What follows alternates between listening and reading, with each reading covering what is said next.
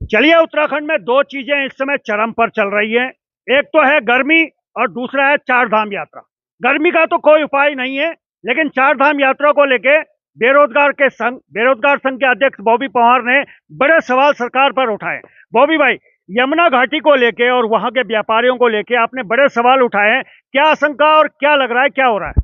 देखिए, जो वहाँ पर स्थानीय स्तर पर जो विरोध प्रदर्शन हो रहे हैं, तो उससे समझा जा सकता है कि स्थानीय लोग, स्थानीय व्यापारी कितने परेशान हैं। आज अगर हम देखें, अगर धाम यमुनोत्री और गंगोत्री की बात करें, तो मैं समझता हूँ कि पूर्व में भी ये यात्रा चलती थी, आदिकाल से चलती आ रही है और ऐसा तो नहीं है कि इसी बार चल रही है। जब यमुना वैली में नैनबाग, डामठा से लेकर नौगांव, बड़कोट और खरादी और पालीघाट से लेकर जानकी चट्टी तक 20 से 25,000 यात्रियों को ठहरने रहने की व्यवस्थाएं हैं। तो सरकार के द्वारा जो सीमित संख्या कर दी गई है, पाबंदी जो लगा दी गई है, मैं समझता हूँ कहीं न कहीं ये उन व्यापारियों के साथ कहीं न कहीं ओछा व्यवहार है। कहीं न कहीं उनका ये मैं ये समझता हूँ कि उनके लिए कहीं न कहीं ये शुभ संकेत नहीं है।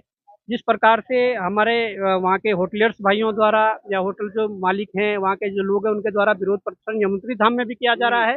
उनका ये कहना है कि हम लोगों ने बैंक से कर्जा लिया है, साहूकारों से कर्जा लिया है और उस कर्जा लेकर वहाँ पर होटल लीज में लिए हैं, वहाँ पर व्यापार व्यवसाय शुरू किया है। तो अगर इस प्रकार की जो चीज़ें हैं, मैं समझता हूँ अगर यात्रियों का जो पूरी तरीके से नहीं भेजोगे, तो वो कहीं न कहीं नुकसान हमारे लोगों का है और कहीं न कहीं उस नुकसान से हमारा उस युवा की रीढ़ टूट जाएगी जो स्वरोजगार की राह पर चल पड़ा है। मैं आपको बताऊं, डामटा से लेकर यमुनोत्री धाम तक मैं भी गया हूं। जानकी चट्टी तक जाने से पहले हनुमान चट्टी में रांगड़ जी का एक होटल है। सारे लोग मुझसे ये कह रहे थे कि इस बार व्यापार चौपट हो गया, क्योंकि सरकार जिन यात्रियों को जहां पे रोक रही है और जब छोड़ रही है, तो छोड़ने के बाद वो सीधा यमुनोत्री धाम में जाकर सांस ले रहे हैं।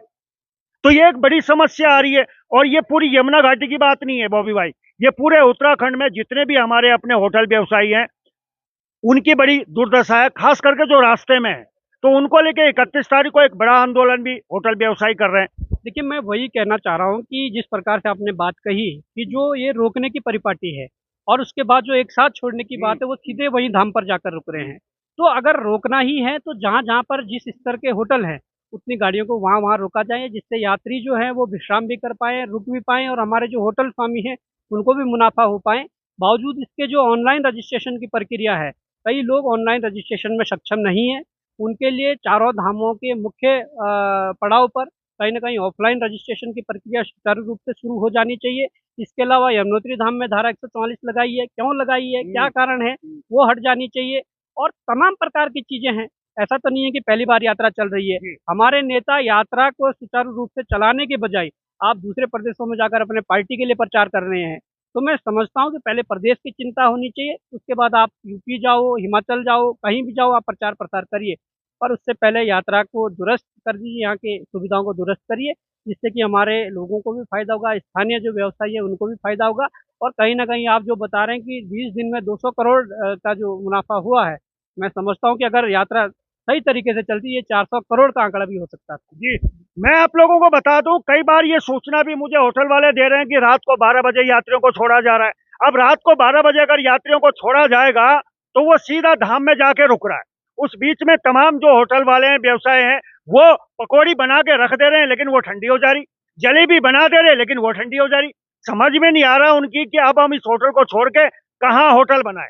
होटल के साथ साथ में इस समय कुछ ठेकेदार भी मेरे साथ में है, और इनका ये आरोप है कि हमारे पैसे का भी कुछ समय पे नहीं मिल रहा है। बॉबी भाई, क्या मामला लेके आए हैं ठेकेदार लोग आज? देखिए, जो स्थानीय ठेकेदार है, वो पूरे क्षेत्र के गढ़वाल क्षेत्र के पूरे ठेकेदार है। आरजीबी नाम की एक कंपनी है जी। जो गाज़ियाबाद से कंपनी है और मैं समझता हूँ कि ये प्रदेश में जो एक परिपाटी शुरू कर दी गई है। हमारे जो पूर्व में हमने भी ठेकेदार देखे हैं और जो class D, class C, class B और क्लास ए तक के ठेकेदार होते थे और क्षमता के अनुसार जो कार्य करते थे। और उन ठेकेदारों का क्या कर दिया है, हमारी सरकारों ने एक नई परिपाटी लेकर आए हैं। तो ये 100 करोड़, 200 करोड़, 500 करोड़, 1000 करोड़ का एक टेंडर बना देगी और किसी एक कंपनी के हाथ सौंप देगी। अब उस कंपनी को उत्तराखंड में लेकर आते हैं और जब उस कंपनी की इतनी क्षमता नहीं है या जब वो इतने समय अवधि में उस कार्य को पूरा नहीं कर सकती है, तो इतने बड़े टेंडर बनाने की क्या ज़रूरत है? नंबर 1 बात ये है। दूसरी ये बात है कि जब उस कंपनी ने आकर स्थानीय ठेकेदारों से ही पेटी में काम करवाना है, तो भाई उस कंपनी की जरूरत क्या है। हमारे जो ठेके टेंडर इस उत्तराखंड में हो रहे हैं वो स्थानीय ठेकेदारों को ही प्राथमिकता देकर यहाँ के ठेकेदारों को ही प्राथमिकता मिलनी चाहिए। उससे फायदा होगा कि गुणवत्ता में भी कमी नहीं रहेगी। गुणवत्ता में कमी रहती है तो स्थानीय ठेकेदारों को आसानी से यहाँ पर पकड़ा जा सकता है, रिकवरी करवा सकते हैं। उसके बाद जो एक लंबा जो ठेका है, उस ठेके की जो समय अवधि है, अगर वही ठेका एक कंपनी को जो दिया है, अगर 50 ठेकेदारों को मिल जाए अलग अलग टुकड़ों में, तो कार्य जो समय अवधि है वो भी बचेगी वो और भी बचेगी। चलिए बिल्कुल। चलिए मैं आऊंगा। उत्तराखंड बनाएंगे, कोदा झंगोरा खाएंगे, उत्तराखंड बनाएंगे, बना दिया। यहाँ के जड़ जंगल जमीन और संसाधनों पे हमारा हक होना चाहिए था, हो गया हक। बता रहे हैं बॉबी भाई की ये ठेकेदार हैं, पेटी ठेकेदार बन गए हैं, बड़े बड़े ठेकेदारों ने कब्जे कर लिए। कितना पैसा बकाया आपका कंपनी में? जी हम लोग कुल मिला के 10-15 ठेकेदार हैं जो आरजीबी के साथ 2018 में हम लोगों ने काम शुरू किया था। रुद्रप्रयाग जो बाईपास है वहाँ से शुरुआत हुई थी और गुप्तकाशी बाईपास तक। और गुप्तकाशी बाईपास जाते जाते हम लोग थक हार के काम बंद करना पड़ा क्योंकि इन्होंने पेमेंट हमारी कितना बाकी है? 22 में रोक दी थी। हमारा कुल मिला के 7 से 8 करोड़ रुपए सभी का या आपका? आपका नहीं, हम सभी का। सभी का। हाँ, 8 करोड़ के आसपास आरजीबी जो गाजियाबाद की कंपनी है उसमें पैसा रुका हुआ है। और हम लोग बहुत परेशान निराश होकर अभी आप लोगों के समक्ष आए हैं, क्योंकि इससे पहले तो हम लोग अपने नेताओं के पास और अधिकारियों के पास और आरजीबी के पास ही चक्कर काटते थे। काटते काटते 2 साल 2.5 साल हो गए हैं। अब आप लोगों से ये उम्मीद है कि बस हमारा पैसा जो है किसी तरह दिलवाया जाए। जो हमने कर्जा जहाँ से भी लिया है उनका भी हमने कर्जा देना है, चाहे जिसी से भी लिया है वो हमारे घर पे आ रहा है। तो हम लोग मतलब इतना परेशान है कि हमारे पास कोई और चारा ही नहीं बचा है। चलिए, चारधाम यात्रा के साथ में एक और विकट समस्या इन ठेकेदारों की भी हो गई है, जो छोटे मंझले ठेकेदार हैं। 7 से 8 करोड़ रुपए इनका अभी 2022 से बकाया है। तो शासन प्रशासन इस खबर का संज्ञान ले और यात्राओं में जो हमारे अपने लोग हैं उन्हें लाभ जरूर मिले। कहते हैं ना, हमारे लिए एक स्वरोजगार के लिए एक मील का पत्थर है चार धाम यात्रा।